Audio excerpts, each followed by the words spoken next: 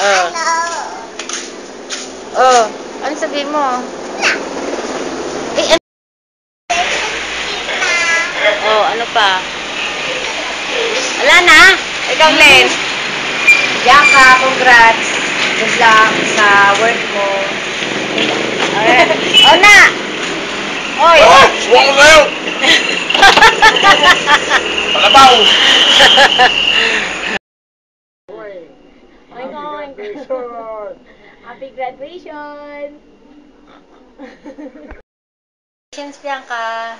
Thanks, God. Nakatapos ka na. Pati mga kaklase mo. Ang gusto ko, maging masaya ka sa magiging trabaho mo. Magkaroon ka ng faith, hope, and Love. Lead a simple and meaningful life. Maging matyaga, masipag. Thank you sa Force Fed 2 ng UST. Congratulations sa lahat. Okay. My congratulations to my bunsoy who hardened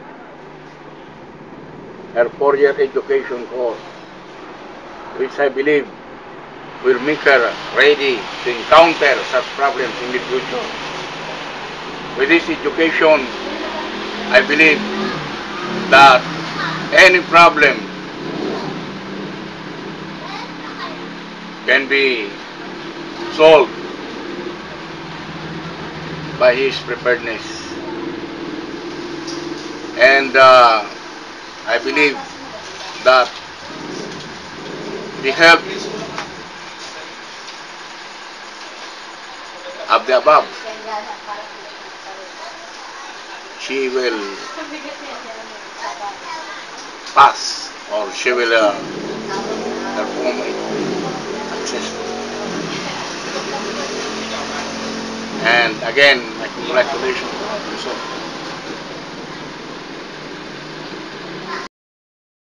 This graduation rite is not the end of your sacrifices as a student. This is just the commencement, the beginning of your sacrifices ahead. But with this education that you have acquired, you are already ready to encounter such problems. I believe that you are going to encounter or to tackle those problems smoothly and gracefully, which I believe will make you more successful in the future. Congratulations!